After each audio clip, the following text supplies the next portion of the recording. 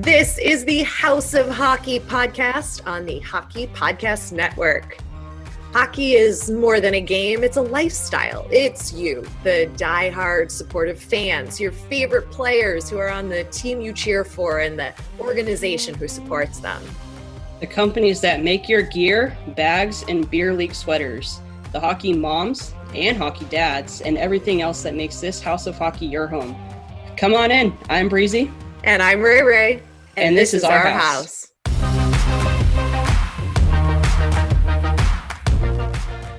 Welcome to the House of Hockey podcast. This is episode 108, and I'm one of your hosts, Rae. I'm your other host, Breezy, and we have a pretty cool guest on this week's episode. You want to take it away? Oh my God. Yes. This conversation is so fun. He's so funny, so smart. Mark Yannetti. He is let's get his title right, the LA Kings Director of Amateur Scouting. We talked all of the things, like what he looks for in scouting, everything you've ever wanted to know about a scout's life. We also just talked about the game as a whole, the league as a whole, lacrosse style goals. Like, what didn't we talk about? Yeah, I have no idea. We talked about a lot of stuff, a lot of fun stuff, a lot of good stuff. If you're not a Kings fan, you'll still enjoy it. I think you'll still enjoy it at least. Yeah. Oh yeah. We didn't go too hard on Kings talk. I mean, a little bit. We had to have a little clarification on which Drew we were talking about, just for those who aren't Kings fans. But other than that, it wasn't too hyper focused on the Kings, I don't think. No, I think it was a good balanced conversation. Mark is awesome, or should we call him Yank is awesome. We had a really good time talking to him. So sorry, my computer's unplugged. Go ahead, I'm listening. No, you're fine. We'll get to his conversation in a little bit. But I think we have a couple stories to go over prior to that. There we go. We sure do. And I want to start with the draft sort of headline, since we're talking to Mark this episode, sort of scouting and prospects and all of that. Well, two big name prospects have signed their official contracts to play in the NHL, starting with Owen Power. He has officially signed his contract with the Buffalo Sabres. He was the number one pick in 2021. The defenseman could make his NHL debut on Tuesday against the Leafs. Here's a couple of stats for you on the kid, who's unbelievable. No wonder he went number one. 32 points in 33 games at Michigan this season, because this is the time of year where a lot of these, what we're seeing more so now, of these collegiate players who are being drafted, but then deciding to play another season with their collegiate team before entering into the NHL. This has kind of been something new we've seen a little bit. But now they're like, okay, we're ready. Let's do it. I'm ready for the NHL. I just need one more season, with Michigan. Oh man, that's great. I mean, I think you want to finish out, finish out, but if you're still vibing with your college buddies, yeah, you really want to get into the NHL, but you probably still want to finish out, your season there, right? Yeah. I don't know that. Yeah, exactly. I would.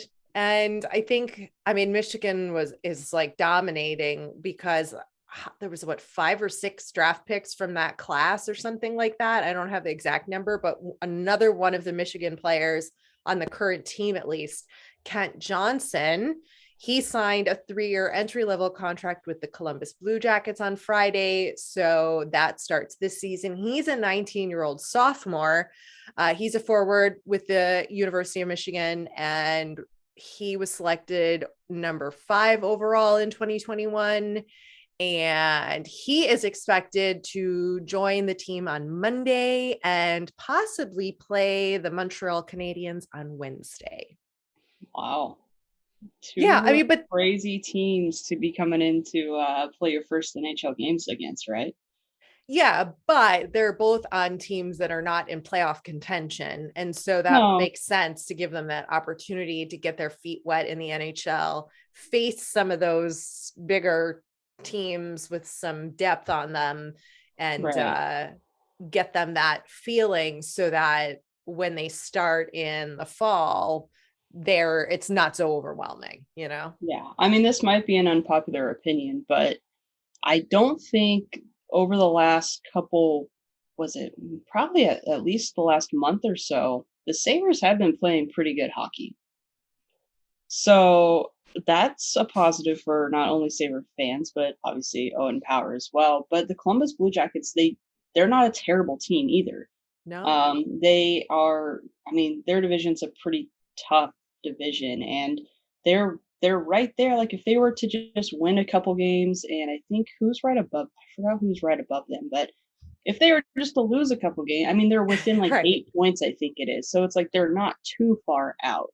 So, and the Blue Jackets have made it to the playoffs a couple times over the last few Yep. years. So, Yep. um, yeah, I mean, I still think that they have, a good opportunity and their talent could obviously help the team out. So, Yeah. It's exciting to see. It'll be fun to watch these guys play, which makes the end of the official regular season of the NHL a little more exciting for teams that are out of playoff contention, right? To see how these young right. guys are going to do, moving Yeah. forward. So But gives what a a tease little, for those players. I mean, just dipping your toes in the last of the season when everyone's kind of like down in the dumps because you're not making it to the playoffs. And then, nope, now it's summertime.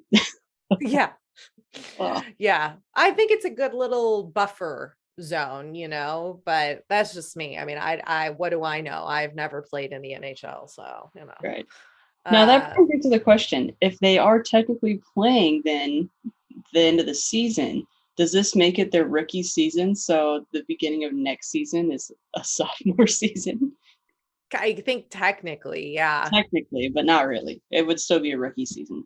I think you have to get like a certain amount of games under your belt I think before you're it could be right. like a rookie season. But I think so. But does that mean they get rookie parties? Is that where you're going with this? yeah,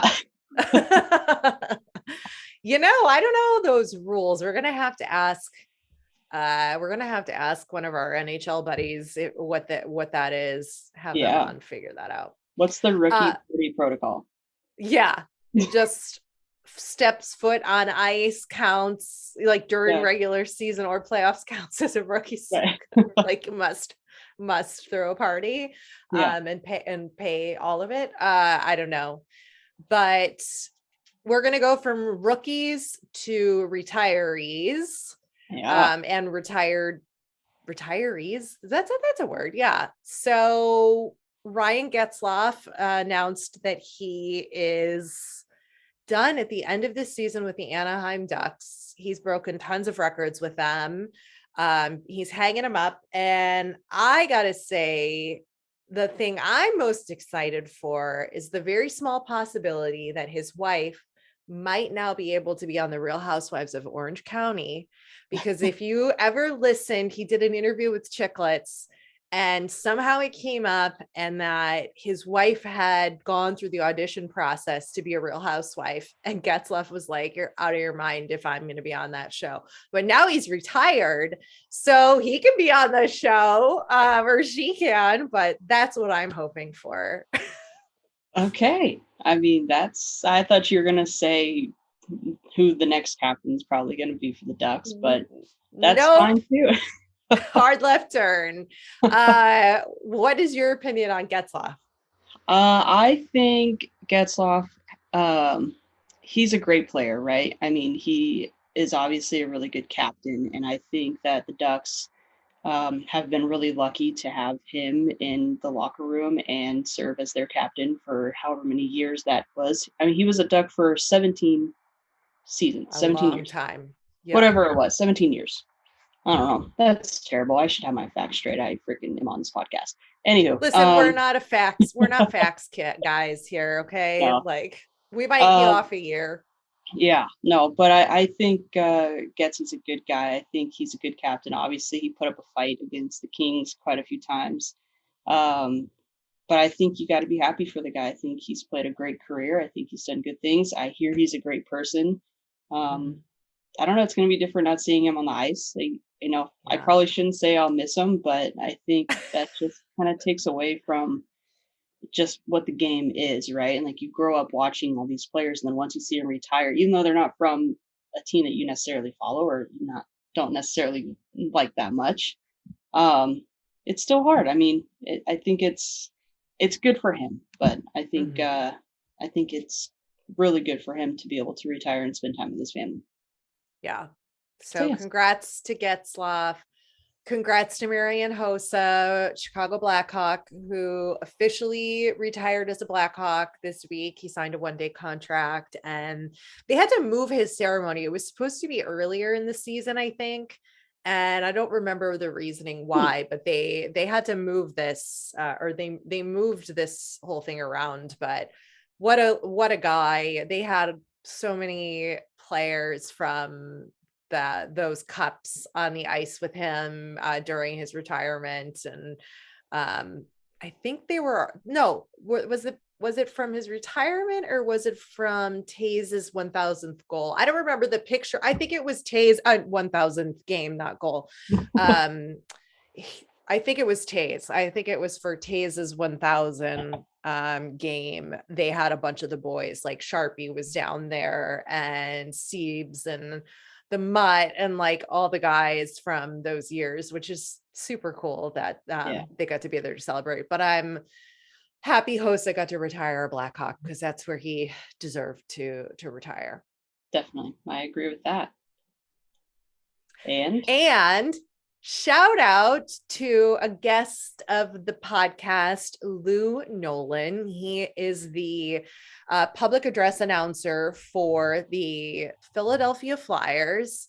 He is currently celebrating and in his 50th season. I think we talked to him during his 49th season. He's been doing that for 50 seasons. That's just bananas. He's the longtime voice of Spectrum Wells Fargo Center, and he is going to be honored before the game against the Ducks today when we're recording this on Saturday. So cheers to you, Lou. You deserve it. That Pico power play, we love it. I think Flyers fans know and love you and hope you do 50 more seasons. I mean, I don't think he has any, he didn't give us any indication that he was done. So it's like, not at all. He loves it, right? He does.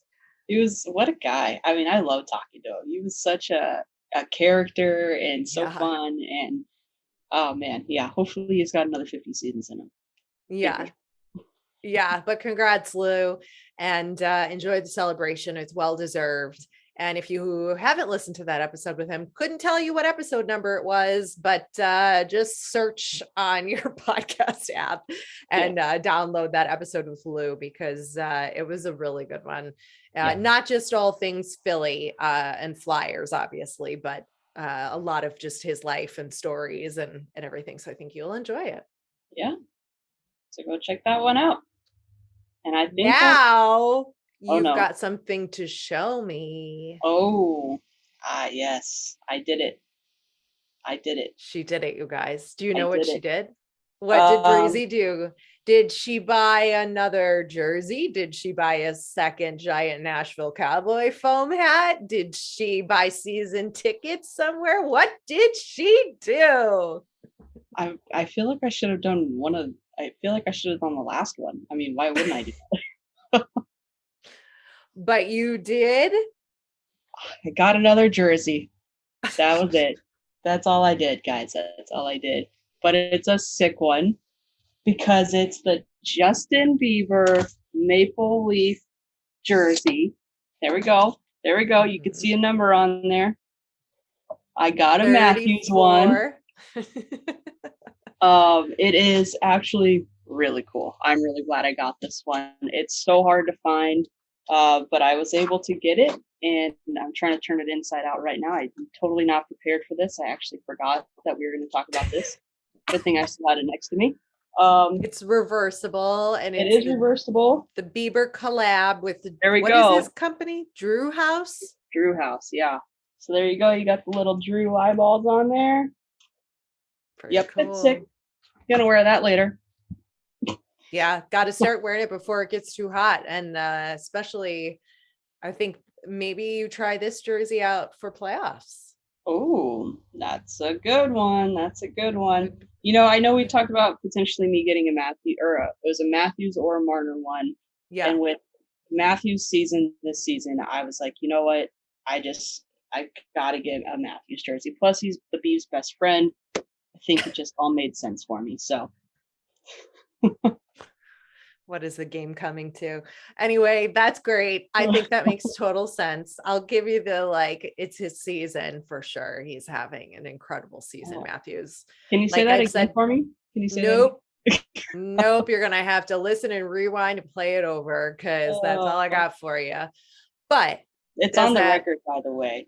You've now said good things about Matthews a few times on the record. So, well, he stopped wearing bucket hats. So that's making me less, makes me like him.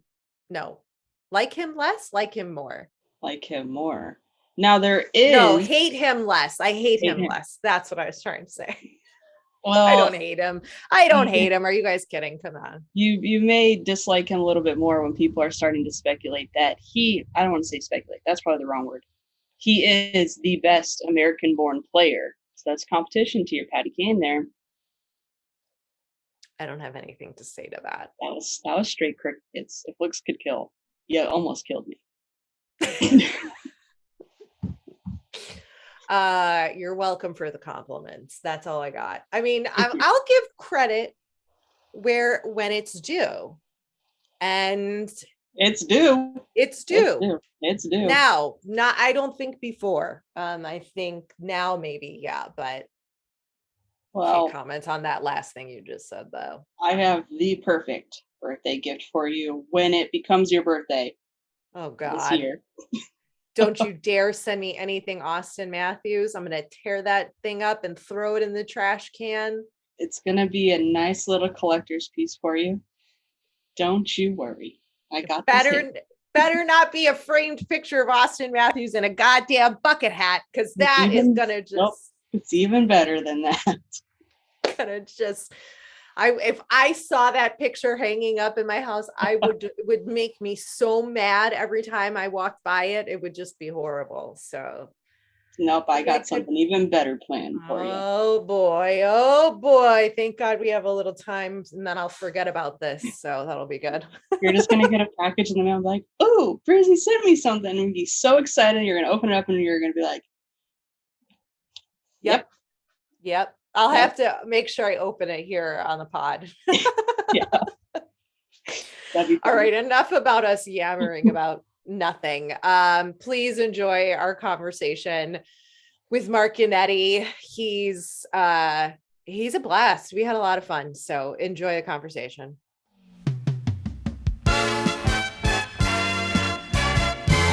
This week's episode of the House of Hockey podcast is brought to you by hockey fans. Feel the action on the ice like never before with DraftKings Sportsbook, the official sports betting partner of the NHL. Right now, new customers can bet just $1 on any team to win and get $150 in free bets if they do. If Sportsbook isn't available in your state, you can still hit the ice for cold hard cash. New customers can make their first deposit and play free for thousands with DraftKings daily fantasy hockey contests.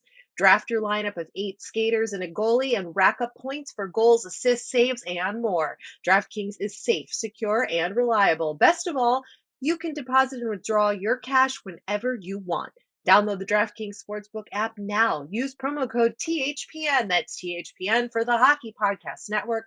Bet just $1 on any NHL team to win and get $150 in free bets if they do. That's code THPN at DraftKings Sportsbook, the official sports betting partner of the NHL.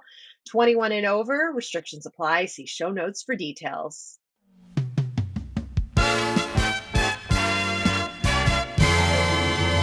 Welcome to the House of Hockey podcast. We have with us Mark Yannetti. He is the LA Kings Director of Amateur Scouting. Welcome. Thank you. Yank, what is Can we hear this story? People call Yeah, you Yank. it's not a great story. Like everyone thinks it's because I was playing pro hockey in the South in the minor leagues and stuff. I got sent down from San Diego to San Antonio, and I got sent down and played right away a game, and the coach forgot my name, and he was trying to tell me to get on the ice, and he was like, yeah, Yank, whatever the fuck your name is, get on the ice, and guys just started calling me Yank. So it's simply just because John Torchetti, who you're a Chicago fan, John Torchetti was my coach, and he forgot my name. That's pretty funny. That's it.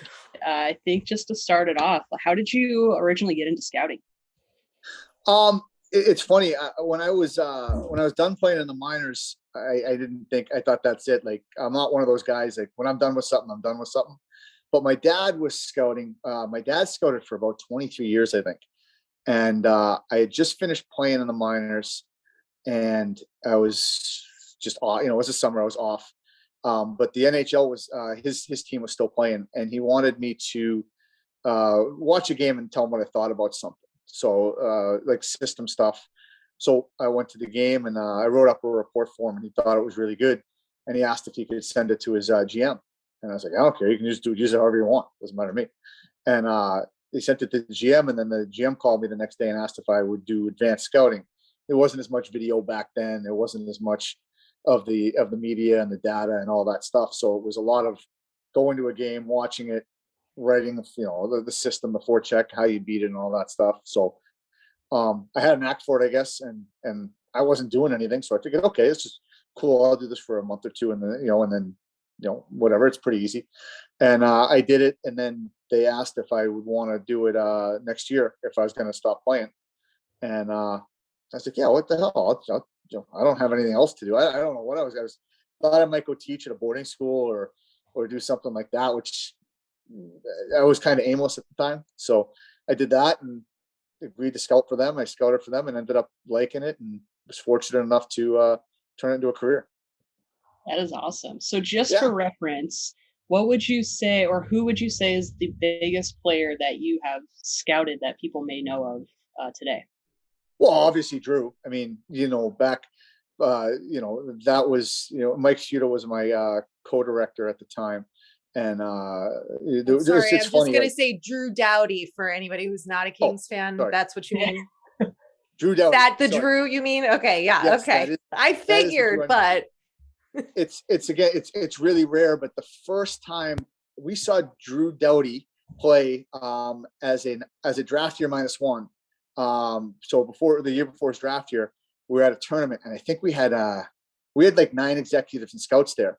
And within one period, everybody turned to each other and was like, everybody was enamored with this guy. Like, this is like, it rarely happens that way. Usually somebody picked, there's usually some naysayer, some guy in the group who's got to be contrarian. And he's like, oh, he's done. But everybody was like that. I can remember Jack Ferrara, who worked for the Kings, was just like, he'd been in hockey for 50 years at the time. And he'd said he'd never seen anybody process the game like him. So the year before he was even draft eligible, he was a guy that we were completely in love with. And then we ended up with the second pick, and he was the guy for us. So it was my first full draft. The year before, I had only taken over halfway through the year, and this was the first draft we ever did where everybody was in place. So it was a kind of a cool thing. Did a pretty good job with that one. Yeah, it's not, it's funny. He wasn't a consensus guy back then. Like, there were guys that thought Bogosian, there were some guys that thought Filatov, some guys that thought Peter Angelo, but it's not like that was rocket science scouting. He's a pretty good player. Yeah. Okay, what's some rocket science scouting then that you've got, that you found, or somebody that you've sort of seen something and they've developed? Well, again, you got to make sure the staff gets credit on this, because right. The rocket science, the guys where you look like a genius, and like you get an Alec Martinez in the 4th round, or a Dwight King, in the 4th, and they help you win a Stanley Cup, and they've gone. Alec Martinez went through the draft twice, so I mean, he got passed over twice. When we draft him in the 4th round, and he ends up being on 2 of our Stanley Cup teams. He's on Vegas' team now. But like, if a guy like Tony Gasparini doesn't see him, like that guy never would have been on my radar or Mike Feuda's radar. So, again, what would it, Hillary is, whoever said takes a village, like, I know, dating myself with that, but it really is that. Like, I mean, those guys get overlooked all the time. I mean, again, you got overlooked 2 years in a row. So, a guy like Tony brings him to the staff, and then all of a sudden we watched him. I never saw.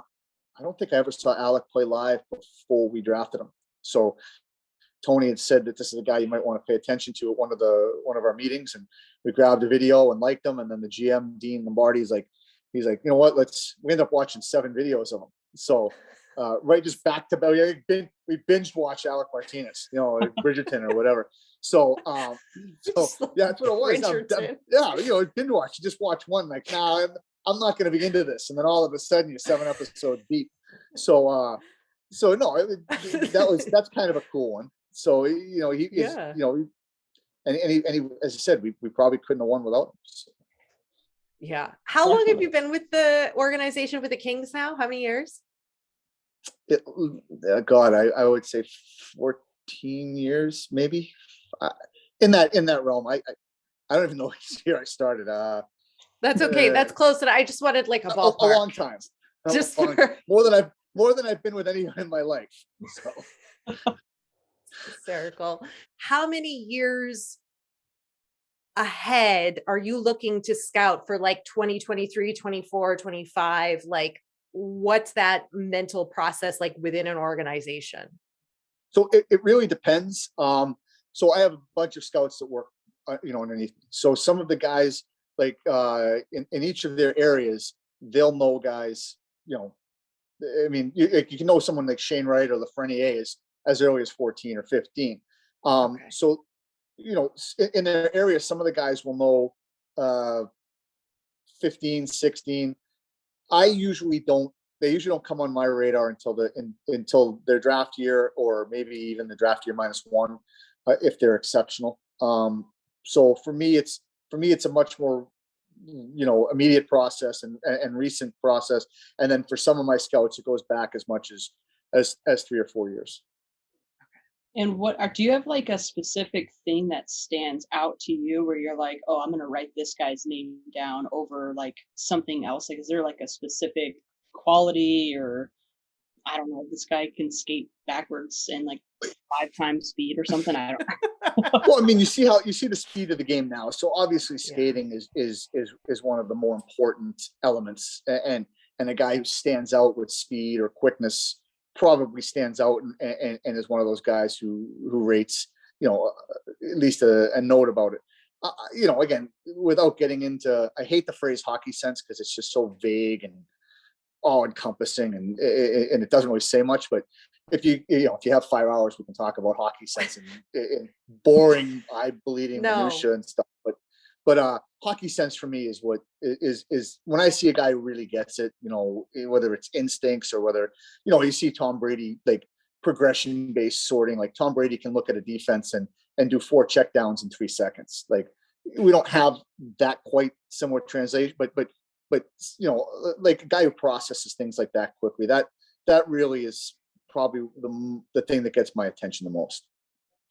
Would you say that there's like a big trend across the league right now of sort of modeling teams after, like the Blues, I would say would be like the most recent, where you've got like the big, tough, still fighting defenseman kind of situation, but with this 4-line deep, strong sort of offense? Like, we've seen a lot of teams try to adjust to that. Like, I mean, and it's very obvious to like a fan, from a fan's perspective, when you see like the Maroon then go to Tampa and the success, but it's not just him, obviously. There's like a lot of other players. But is that something that a lot of teams are going for? Because we've seen it in somewhat kind of maneuvering players around in that sort of way. Or is that just like a dumb fan perspective? No. I mean, you don't see a whole lot of teams trying to get softer. Well, right. In terms of, it's funny, in terms of building a team, like when we first started out in LA, we were always trying to we're trying to be the next Detroit, or you're trying to be the next Boston, or the next. And I can remember in the room once someone said, how about we just be the fucking Kings, because you're always playing catch up. And what happens is by the time you're trying to be Detroit, everybody's trying to be Chicago. And by the time you're trying to be Chicago, everyone's trying to be LA. And then by the time everyone's trying to be LA, you're trying to be Pittsburgh or Tampa. That being said, I don't think you can win. And again, I think Tampa figured that out. When we built our Stanley Cup teams, we had an eye towards certain types of players. We had to go out sometimes and supplement in a skill area here, but we always had the hard, the heavy, whatever you want to call it, those type of character players. We again, for some reason, we were adept at drafting them. And then Tampa always had like the Kucherovs and the Stamkos. And again, we couldn't win without getting a little more skilled in certain areas. And Tampa learned that they couldn't win without getting a little more heavy and a little more tough in some areas. So we ended up getting to a similar point from two completely opposite paths. So you're always trying to get a Patrick Maroon. You're always trying to get those guys. It just depends.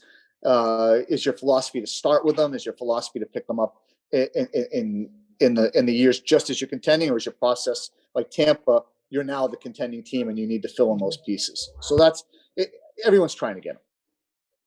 And the game has changed so much. I mean, when the Kings won the Stanley Cup, I feel like the team was the team still is currently super like defense oriented, right?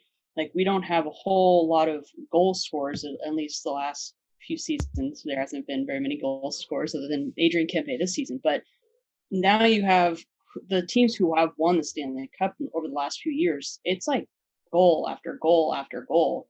So, I mean, how hard is that to try to know that, like, well, the game has, moved on and evolved so much from being like a core, like heavy hitters, the core defense to like now you're doing trick shots and lacrosse goals that are the ones that are, kind of being game winners. Yeah. Again, teams have gotten more skilled, more speed oriented. I mean, you see the Leafs, Carolina, Tampa, obviously.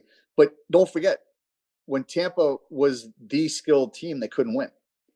Like they were outscoring everybody, but they couldn't win until they brought those guys in. I mean, they were bringing Bogosian in on the back line to be a six for them. They were bringing in McDonough in the twilight of his career, who was now transitioned to a more defensive and character style. They're bringing in the Colemans, the Maroons. So I don't think you can win without talent. It's impossible. I mean, you can't just put a bunch of character guys on the ice and heavy fight, whatever you want. You can't win without talent. There's no question. And but you still, like Tampa wasn't just rolling over and outscoring everyone. They got Vasilevsky there. They got Hedman eating up, 27 minutes a game. They convinced Kucherov and Stamkos and guys like that to play defense for 2 months during the season. Again, it's a different, getting a skill guy to play defense is exceptional. I mean, because when you got a guy like Kucherov or Stamkos playing defense, like you already got the offense with them, and now you don't have the holes. You're not having to bring in two guys to do the job of one. So, as I said, you're right. You definitely need you need to keep up in the skill game. There's no ifs, ands, or buts. Though, if you watch the way we've drafted the last 5 years, our philosophy has shifted from how we used to draft, in 2009, 2010, 2011. It's a different general manager, it's a different league, and it's a different philosophy. And again, we're drafting slightly different players, a slightly different philosophy to approach that kind of skill gap that we had between getting rid of all our draft picks, between playing all those games and all the trades and everything. At sooner or later, you fall off the top of the mountain. So our revamp happened, or our retool or rebuild, whatever you want to call it, happened at the same time the league was sort of shifting. So our philosophy changed, as you said, in that direction towards skill, skating, scoring, and you'll see like in the minor leagues and some of our younger guys now, there's a lot more goals coming. Our American League team is, I don't know if they're second or third in terms of goal scored. So, you're right. So what you're saying, if if you're reading in between the lines, is that Trevor Zegras needs to chill out on those lacrosse goals, or else you're not going to win a Stanley Cup. No, We were just talking about this. I think Zegras with the lacrosse goals are awesome. They're fun. I really, they're fun. They're awesome. I don't think his lacrosse goal is going to win a Stanley Cup. That being said, that literally what I said, Breezy. That's literally what I said. I'm like, he is not going to win a Stanley Cup with that. Like, it's fun, but again, he doesn't have to win a Stanley Cup. Listen, there's times of the seasons to have fun. Like, listen, Zegras is one of the most skilled players in the league. And the fact that he can score a lacrosse goal, God bless him, go score 10 of them. But when you see Trevor, and again, look at his game when he was a draft year -1 with the program, his draft year with the program, his college year, and then you're going to see a transition in his game. And he was all offense, all fancy, all the time, draft year -1. And then his draft year, he was all offense, pretty fancy, and then by the end of the year, and you talk to him, he seemed like a different kid. By his first time he's playing in the NHL, he ain't just a lacrosse goal scoring player. Like, he is a skilled player who's, as I said, it's year 1 in the league. By the time he's year 3, year 4, all those other things are going to come. And I loved the kid. When we interviewed him, I saw a kid who really burned to play. And if he can score a lacrosse goal, he's gonna. But there's going to come a time in the near future where he's going to block a shot, where he's going to do some of those other things to help his team win. But, in February, lacrosse goal is great. It really is. I think it's awesome. I'd love to have him on a team. Like, I'd love that skill. It's just, instead of him scoring a lacrosse goal in the playoffs, he's going to beat a defenseman and zip one off in the stride and go top shelf on the goalie. It's the same skill. It's just going to be channeled in a different way. Very true. Very true. But I like the cross goal. I think it's fun. Yeah, I think it's fun. We think it's really fun, but we also think that maybe he needs to mellow it out and not make it like his every day or every game kind of deal. But they are fun. Yeah. When you are watching, what should fans at home, when they're watching AHL games or going to AHL games, what is something they should be watching for in future NHLers? Is there a specific style of play or thing, or how do we see what you see? When you're watching and you see the quote hockey sense, how does a fan see that? We can't. I mean, well, yes and no. I mean, again, I couldn't see it when I first started scouting. There's certain things you learn and you see, and I don't know that you want to. It's no fun to watch a game like that. I'm not. It's I'm not gonna lie. It's not always fun when you're breaking it down at that level. But I don't know. I like watching a football game and not having to worry if Brady took 4 steps in the drop, or did he check his weak side?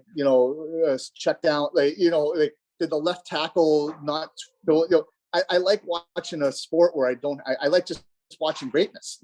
You can go to an American League game and watch Quentin Byfield. You can watch Jordan Spence. All that stuff. I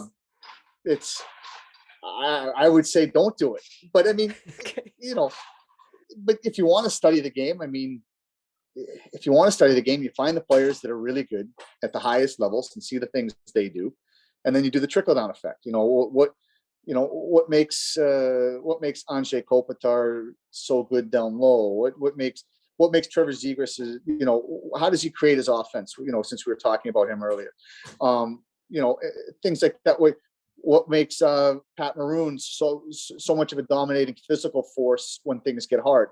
If you watch that in the NHL level and you see, and then you look for the diet soda version of that in the minor leagues. If you're looking for a young kid, you're looking for him to learn it. If you're looking for an older vet in the American League, you're seeing the guy probably on the tail end of his career coming down. So you can pick things out like that, but I don't know. I think that takes some of the fun out of the game. I mean, you go watch Brent Clark in the CHL. Just watch him take over a game. Watch them do dumb things. Watch them try to beat 4 guys and lose the puck. That's fun because there's only a certain amount of times in your life when a kid can do that. You can't do that at the NHL level because you're not going to be there for long. But you can get away with that at certain levels, and you can get away with certain things at the AHL level you can't get at the NHL level. So, as I said, I would just watch, pick out the type of guys you like, and watch them do good and bad things, and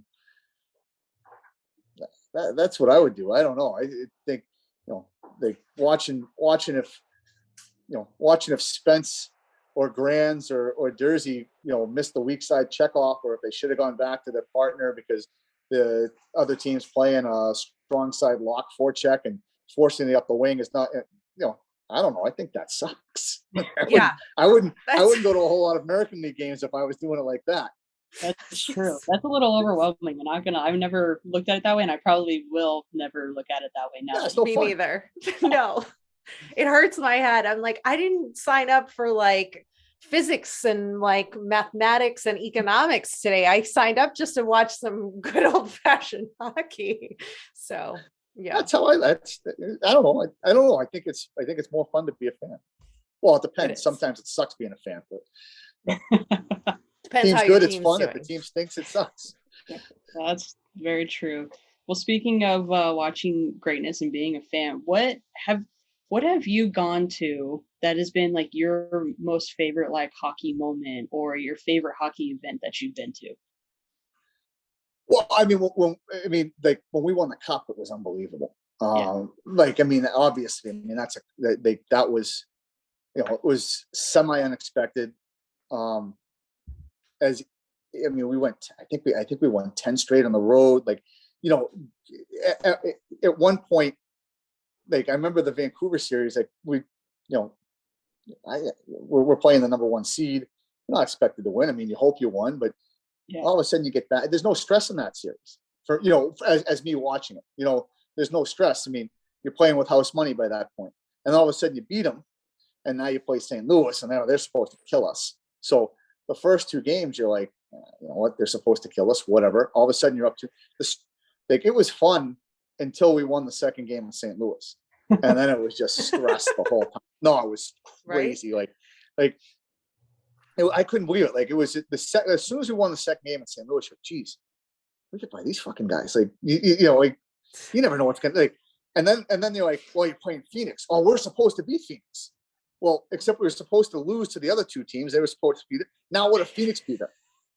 We're 1 step away. Like I was driving myself neurotic. Like, and then we get up. I think we were up on Phoenix 3-0. I'm like, oh my God, what if we lose now? We're the worst team ever. And then you get, and now you're in New Jersey, and you're like, okay, we're supposed to beat New Jersey, but they're coming out of the East.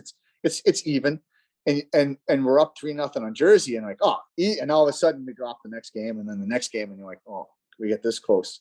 So right. I think my best moment was the last 8 minutes of the last Jersey game when we were up by 4 goals. Like that was the only time I can remember all of us in the box together, just looking at each other. Like, no one wanted to say anything, so no one to jinx it, but everybody knew it was over. And like, it was those 8 minutes, the 8 minutes before the game ended were like the greatest 8 minutes. Cause everybody was like, and everybody had helped build the team, and they were there. It was just a really cool vibe. And then everybody, and then it was every man for himself, guys knocking everybody over so they could get out of the room and be the first one on the ice. So the whole teammate thing, as soon as the horn blew, it was like, Lord of the Flies. It was like, get out, I don't want to get the cup. So you watched that as a fan, right? Yeah. You had your fan hat on. I was terrified. I don't know if is that how a fan watches it? Like, I've never had that kind of investment. So I was terrified for a month. Yes, that's how I would say I was, Breezy. Is that how you were when the Hawks were in the playoffs like that? You're like, I'm a nervous wreck, like stressed out, and I haven't invested any time or energy in the players and bringing them to the team. So yeah, that's I think how a lot of hockey fans watch. Well, then that's it. Then that was me. That was me as a fan then, because someone said, "Hey, how's it going?" Oh, shut up! I don't care. Don't talk to me. I couldn't be around people for a long time. I couldn't either. I had to go, I forget what year this was, but I used to live in LA, and it was right during the years of our back and forth with the Kings and the Hawks. And I ended up going to a bar in Santa Monica to watch the game because I couldn't get it on my broke ass Wi-Fi didn't have cable, whatever. I had to go to the bar to watch it. And I went and I had my one girlfriend who's a hockey fan. She came and joined me. And I was like, listen, I'm not going to talk to you the whole time. Like, I am going to be very focused. Please don't talk to me. She's like, that's okay. I'm just here for moral support. I know how it is. And I was like, okay. So like, it's a thing. Or maybe it's just some of us weird hockey fans, maybe. Breezy, are you able to communicate? Because I'm no, not. my co-director, it's funny, my co-director, Mike Feudo, he was one of the people that I was close. He's a close friend now. Like, he was a guy who was a coworker who's turned into a extraordinarily close friend. He's like a hugger and a talker, and he's like, hey, if he sees that I'm nervous, he wants to talk and make me feel, and I just want him to shut the fuck up. Like, so he'd be next to me trying to talk to me. I'd be sitting there not wanting to talk to everybody. Now he wants to talk to me more because he thinks I'm more stressed, and I want him to beat it more. So that's kind of how we were in the box together. And another guy, Alan McCauley, was on my other side, and he was like me. He just sat there straight and looked at it. And I kept trying to get him in between me and Mike, but it just never seemed to work. I know for right now, me as a fan is probably a little blindsided in what I'm thinking. So I'm curious to what you think is. So think back on the 2012 Cup run, right? When the Kings were crushing it on the road. Do you see similar characteristics to the Kings this season compared to the 2012 season? And for me, I think that the way that they've been playing, they have pretty good odds to make it far into the playoffs if they keep it up, almost mirror to how they were kind of in 2012. What do you think? You know what? I do. It's funny. I do see similarity. Now, again, I don't want someone watching this to say that the 2012 team, again, I'm biased, obviously, but the 2012 team, I don't think they could lose a 7-game series to anybody ever. I'm not saying they're the best team. I'm not even saying they're close to the best team. I'm just saying in a 7-game series, you'd be hard pressed to find a team in history to beat that team in 7 games. I mean, lightning in a bottle. It's just it's crushing. As I said, it was a hard team to play in 7 games. Now, the team almost didn't get into the playoffs. There's plenty of reasons to say that other teams were superior in terms of talent, but in 7 games, you go ahead, find somebody. It wasn't happening. Yeah. There was a mental fortitude, a character. There's some of those elements in the team now. Like, I mean, at one time in the last 3 weeks, we were starting 6 brand new defensemen. Our 6 defensemen from the beginning of the season were gone. I mean, and I think 5 of them were rookies. Like, yeah, and they're finding a way to win. And you got Kopitar out, you had Arvidsson out, you had like the fact that these guys were able to deal with adversity. That's where the similarity was. These guys were able to deal with adversity, and you knew they were going to find a way. And I love that about this group. There's that element in this group. The difference is the 2012 team was a little more talented in certain areas. That doesn't mean that this team can't go far. I mean, this team continues to surprise me. I think they're surprising probably the only people they aren't surprising is themselves, because the self-belief that these guys are showing, it just doesn't matter. Like, it's just crazy. I mean, going into Calgary and Edmonton and Winnipeg with the roster they did on the road and playing games and every other night and coming out 2-0-1, I mean, it defies logic. So the fan in me, I guess, that we're talking about, the fan in me says, geez, these guys can do anything, and then but then the employee in me and the evaluator in me says, well, pump the brakes, man.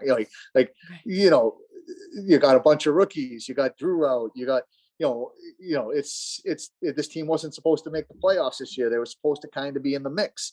So, the realist in me is like, well, no, I mean, it's just, it's not possible, other than the fact that the realist in me didn't think we were going to win a cup in 2012 either. So I love the attributes they have. There's certainly some similarities. There's certainly some parallels, but again, a lot of things went right that first year too. I mean, we didn't have an injury. You get in the playoff. I mean, not that we could have any more injuries than we do now, but a lot of good things have to happen despite being the best team or the worst team, or you can't get there regardless of, I think St. Louis was a 7 or an 8 seed too when they won. A lot of good things happened to them on that run, just like a lot of good things happened to us on our run. So, I mean, shit, anything can happen. We're already exceeding what I thought we would. So I hope we exceed right up into the final game of the Stanley Cup and win. But I don't want to jinx anything. So I see some similarities, and I'll leave it there. And you do need to touch on, so for any non-Kings fans listening where they're like, oh, the Pacific Division, isn't even that good because that's why the Kings are doing good, yada, yada, yada. But like the Pacific Division is pretty stacked. I mean, you got to figure that, the Ducks and the Sharks, who are usually, the number one rivals to be. Teams. They used to be higher up in the. Yeah, they used to be higher up, but they're still the rivals for the Kings. Their teams just aren't as good. Like they're still going through, I don't necessarily want to call it a rebuild, but kind of like a rebuild, right? But they still have some pretty tough competition. Do you think that, just from your personal opinion, that maybe having weaker teams in the Pacific Division or non-weaker teams is going to make the Kings thrive more this year when it wasn't expected? Well, it certainly helps. I mean, if you stick us in a division with Carolina, Florida, Boston, Toronto, I mean, it's harder to win. It's harder for those guys to win. I mean, it's a whole lot easier for Toronto to win if they're playing Buffalo than if they're playing Carolina. And, so again, the division, and listen, everybody's got a weak team to play or a weak team to beat up on. Arguably the Pacific is thought of as the weakest division this year. And again, I think there's some merit to that. I mean, I'm not going to say, I mean, there's a couple teams that are going through rebuilds. And it definitely helps playing. You should have a better record if you play weaker teams. Yes. That being said, I mean, this year we've beaten Florida. We've beaten Tampa. We've beaten Toronto. We've beaten Boston. We've beaten Carolina. We've beaten Calgary. It's not like we've only beaten Arizona, Buffalo, it's not like we've only beaten bad teams. But as I said, they've wanted parity in this league. Whether that's a good thing or bad thing, I think they've got it. I mean, Boston comes in and beats us 7-1, and then 5 days later we beat them. Like, one of those shouldn't happen. Whether it's us losing 7-1 or us beating them the next time. So, yeah, I think our division is the weakest division, and I think teams in our division get a benefit from playing weaker teams. That doesn't mean hey, Calgary can play Colorado any day. Minnesota can play Carolina any day. I mean, we've seen it. So, the division as a whole is weak, but I mean, I don't know if I'm Carolina or if I'm Toronto or Tampa, I'd want to avoid Calgary. I think of other teams I'd want to play. So, the division's weak, but that doesn't mean all the teams are weak. And as I said, that's temporary. Like, that's not always the case. And like, there's an ebb and a flow to the league over years. Like, you're seeing the shifts happening in Boston and Philly and Chicago taking a dumpster dive, and like you see the shift. Like the Minnesota Wild were in first in the Central for like quite a few weeks, and people weren't even talking about it. And I was like, why aren't people talking about them? Like, this is huge, but nobody talked about the Wild for many, many, many years. So these things shift. So I don't think the Pacific is going to be like this forever. Do you? Well, no. I mean, take a look at who Anaheim's considered a lower team right now in the Pacific, right? I mean, they got Terry, they got Zegras, they got Drysdale, they got Comtois, they got Lundstrom. I mean, you go down the list. I mean, they ain't going to be. As I said, you saw them play above themselves in a similar way to people might say we're playing above ourselves, but they play because they got these talented young guys. They're not quite ready to carry the mail or to play that way all year. And they get beat up and they get run down and eventually they get exposed. But those young guys aren't going to be 20 for the next 15 years. They're going to be 23, 24. So, I think you look at Anaheim and they're eventually going to be if they can continue doing what they're doing, they're going to be a strong team. You look at the Kings. We've had the number one prospect pool, I think, the last 2 years running. If you look at our American League team, at one time they were in first place in the whole American League. Now that we brought our guys up, but we're still a top 5 team in that league, driven by young guys. So you would think the Kings are going to be good. Colorado looks like they're going to be good for a while. Lately, I'm so tired of hearing that.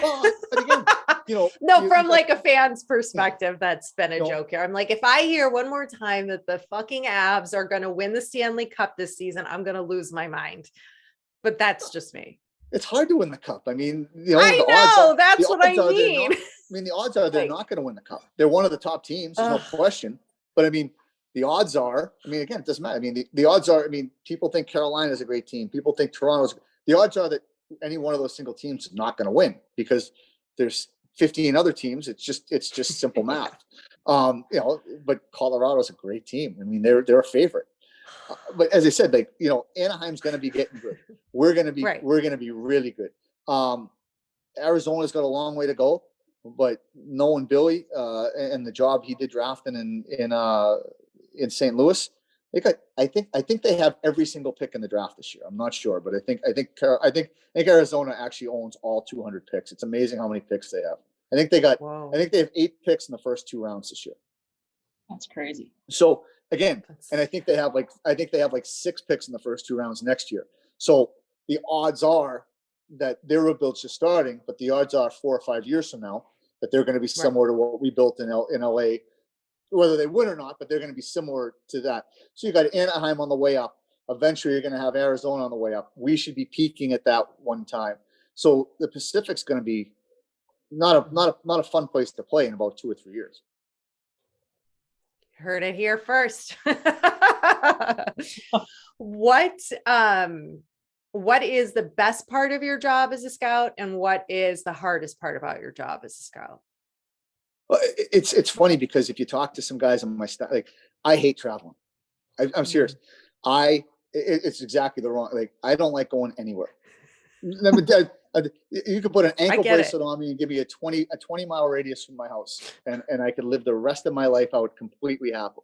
I'm serious. Even less than it. But I got 6 guys on my staff that think travel's the greatest part of the job. They love it. Maybe their kids are awful. I don't know. No, I'm just kidding. I know all their kids. Their kids are all actually awesome. I've even had pancakes for dinner with one of my scouts' daughters. So you haven't lived until you have pancakes for dinner. And she cut my pancakes for me. So the kids are actually all awesome. So I can't say. Wow. Did the dad do that to butter you up, or what? Was that hello? I had the dad over at my house, and I did a homemade tiramisu. I did chicken parm with my own sauce. He calls it sugo. He's an Italian dude. And then total spread. It was unbelievable, and he was like, damn, this is as good as my stuff. And I went to his house and I got pancakes. So I hope he sees this. But no, because we joke about that all the time. But no, I hate the travel. I really, really hate the travel. But most of the guys doing it really like the travel. But so what's the best part? I love making decisions. I don't want to minimize it, but it's still a great way to compete. I want to beat every single person who does my job. I want to do it. I want to get better players. I want to make sure that, and again, I can say this because he's had success. I want every time, Al Murray was the guy in LA before I was there. So I want to beat Al Murray, because he was there and now I'm here. And I don't want, he's got 2 cups now. So it's great. It's great because that drives me. I'm like, fuck, that guy's got 2 cups now. He's got as many as I do, or Bill Armstrong, who I knew, and he's now in Phoenix. He got 1. Good. Fuck him. I don't want him to get the second.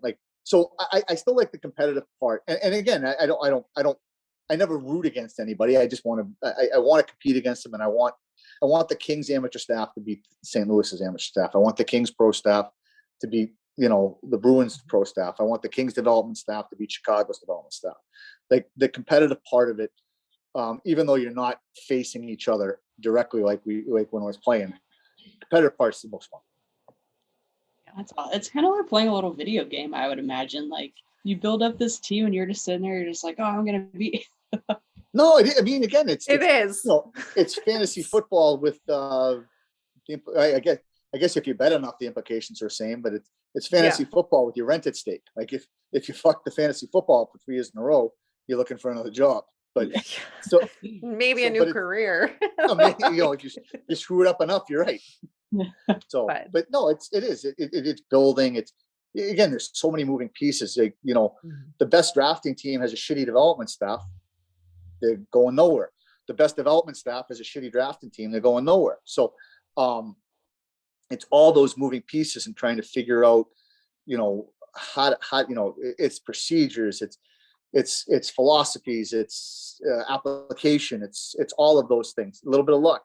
But where does that start? Does that start with ownership? Does that start with GM? Like who, and then obviously it trickles down, right? But is there any one person to blame when it goes wrong? Well, there is, because the GM's the first guy to get fired. Well, the coach is the first guy to get fired. Coaches. So yeah, I mean, fuck, there's plenty of blame to go around. As soon as we screw up, but you can't blame the coach like that. Except I think everyone does. But that's just what they do because they can, and they can get him out of that contract, and the big guys with the money up at the top aren't getting fired, right? So it's not always the coach's fault. You in the door.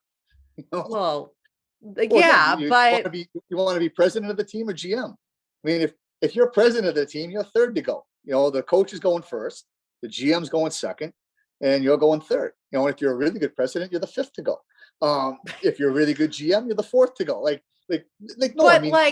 Really though, where is the root? Where does the key to the success lie? Is it in the ownership? I don't think you can win.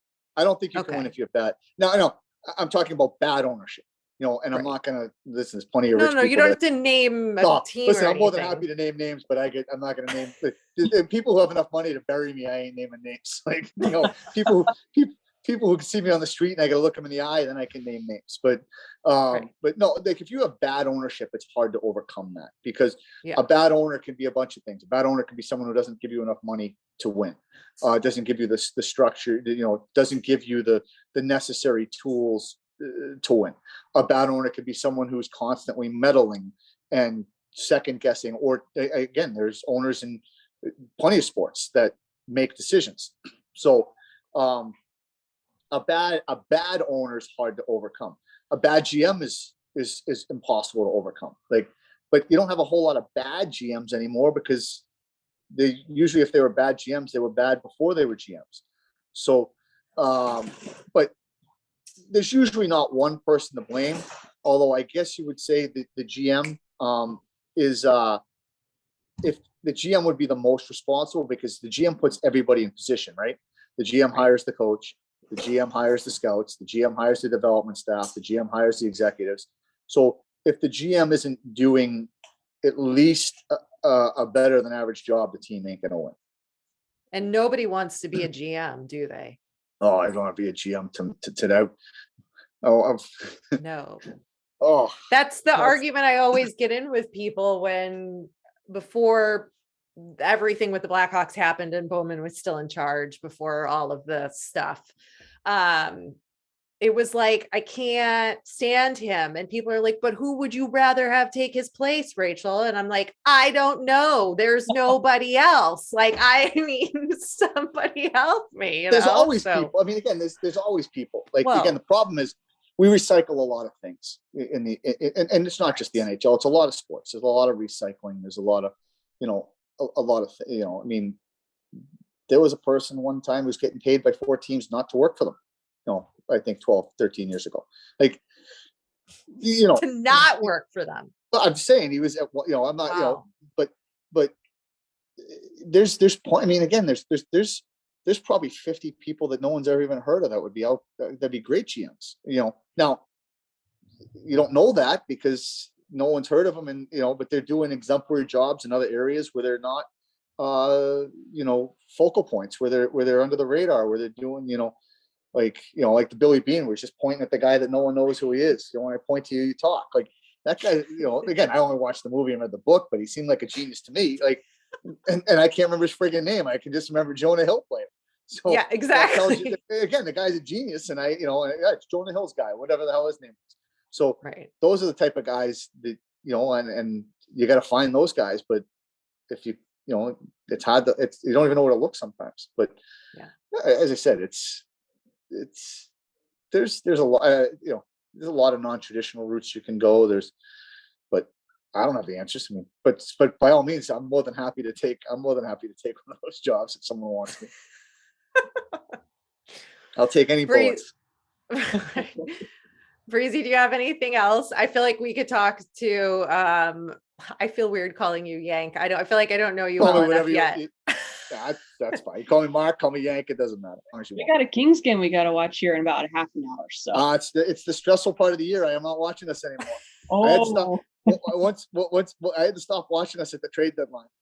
That was it's just if we're up a goal, I get stressed, and if we're down a goal, I get stressed. But I got plenty of guys in the team that have texted me the whole time what's going on. So I might as well abuse myself and watch the game. It's even worse waiting for a text. Could be a good game tonight. It could be a potential playoff matchup. So absolutely. One last question for you on my side. Out of every active player in the NHL this season, who has been your most, the one that you've been most impressed by, and the one that you've been least impressed by? I'm really impressed by Seider. He was a kid that he made a huge impression on us. And again, I thought we had him going into the draft. I thought we would have had Seider rated higher than any other team in the NHL. And now, obviously, Steve took him real high and higher, probably even higher than we had him rated. So I thought we were a little bit ahead of the curve, and because you have that arrogance or that, the sun revolves around us type of thing. So he's been supremely impressive. And he was impressive last year, and he was impressive when he played in the Swedish league. He's just impressive every time you talk to him, every time you see him, and he's followed that through with, again, if he was a Canadian and he was playing in a different market where Detroit's a little bit on the downswing, they're rebuilding like we were, I think he'd be getting even more and more press. I think he'd be a shoo-in for the Rookie of the Year, and he still might very well win it. But if he was in New York or Toronto, they would have given him the trophy December 15th. So I've been super impressed by him. I'm trying to think. It's probably not fair of me to say who I'm not impressed by. Yeah, maybe not. Probably not fair. I'm trying to think because that's so relevant too. Because it's dependent upon so many things. If a prospect who's finally in the NHL isn't doing well, like if Zegras was playing horrible aside from and not scoring any of his lacrosse goals, then people would be like, oh, he's a total disappointment, so it's kind of relevant, right? There's plenty of guys I could say are disappointing. The problem is you're going to get some AA minor leaguer on my best day, I couldn't disappoint as well as they are. It seems disingenuous for me to, as I said, I can evaluate guys and I can evaluate them fairly, but to go on and say that this guy is disappointing, I mean, I would have cut off vital parts of my anatomy to be as disappointing as who I think the worst guy in the NHL is. Fuck, I'd go back and do it right now if I could. So it's not that I'm against saying it. It's just, if Rob Blake wants to say that a guy isn't good, yeah, fucking Rob Blake's the Hall of Famer. He can pretty much say whatever he wants. That's true. Go right ahead. If Yannetti played 385 games in the East Coast League level and a handful in the IHL and very fucking single digits wants to say a guy isn't playing well, it just seems doesn't hold as much weight. It just seems keyboard warrior-esque, it seems like the guy in his basement. Oh yeah, Yeah.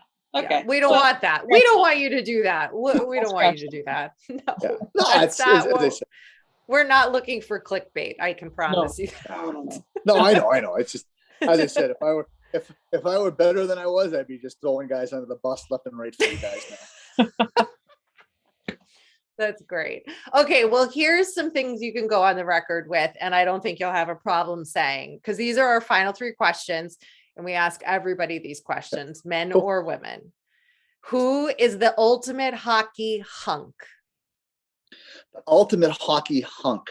Well, can he be retired? Yeah. Yeah. Again, there's no one. I mean, Jared Stoll. Like, you know, he's the Dos Equis guy. Like the Dos Equis guy used to just probably watch films of Jared just hanging around, like fucking to get tips, you know, to do the commercial. Like, I had no issue saying that. Like, they just go. I mean, just go into our office. I mean, you know, that's him. He's the hunk. There's no one. You know, it's everyone's fighting for the bronze and the silver. Yeah, That is nice so guy funny. too. Nice. Oh, he is. He's unbelievable. No, he's unbelievable. Favorite hockey lady. Favorite what? Hockey lady. Wife, girlfriend, broadcaster. Well, again, Player. it's not fair because now I'm going to say the power couple. I mean, the couple of times I've met Erin, she's been wonderful. Like, you know how you meet the host at Dancing with the Stars. You meet a celebrity, and you're like, oh, I just hope they fucking suck. You're like they can't be that good in person. Like, they're a great couple, and she's a wonder. Like, she's one of those people that and again, I've only talked to her a couple of times. I don't want to be like a creep. So, but like, the more you talk to her, the more you talk to her, the funny, like, the more you like her, the prettier she is, the funnier she is. Like this, you know, like, you talk to me long enough, and all of a sudden, like, geez, does he have any teeth, or, you know, is he 5'1"? like, you know, most people don't get better with time. But I don't know. She's good. If I was thinking of. Do you follow the women's side of the sport? You've got a lot on your plate, so I wouldn't expect. No, I do. I mean, you know, I again, every one of the hosts on the NHL channel, they're all awesome. They're interesting. They're smart. They're informed. You know, watching like AJ Molesko do a game, like she's I love intelligence, and you know, she was a Harvard girl, and she played at the highest levels, and she's super intelligent. So I don't know. Anytime I see a girl talking about, or a guy, either way, I like intelligence. But since we were talking about the hunks first, and now we're talking about the ladies, I like that. I like when people know what they're talking about and are intelligent. So, you know, when I see AJ doing a game or something like that, that's pretty cool, I think. Yeah.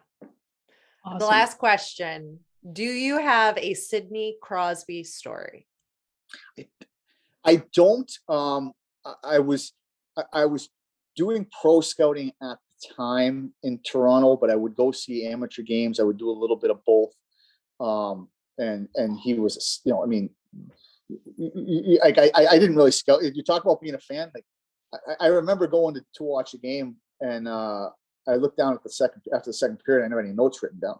You know, like, it just was wild by him. You know, and I forgot to do what I was there to do. So I don't know if that's a story, but you know, I'm there to write down notes and evaluate him and give points as to why he's good and why he should be. And, you know, 2 periods in, I look down, I got nothing written. I'm like, oh shit, I might have to make some stuff up. I get the hockey thesaurus out, you know. So that's probably the closest thing I have to a Sidney Crosby story. Hey, it's more than I got. My closest Sidney Crosby story is I've never seen him play in person. So really, yeah, you've got me beat on that one. I don't think I've seen him play, but I've interviewed him. Yeah. Go figure. So. There you go. We didn't even bother interviewing him. We weren't going to waste his time. So, you know, he was going to be. Well, he was going to be, as he said, like right. He's. I mean, you want to take up? Hey, Sid, you know what? You got 5,000 media people trying to talk to you. We're at the combine. You got 30. You know, well, why don't we take up 30 minutes of your time in case you fall to 26? No. Right. Not happening. No. Right. No. So we don't waste his time. And so I never interviewed him. I never really spoke to him in person like that. So yeah, it's all good. Where can people follow you on social? Can't. Ooh. I am social media. I am.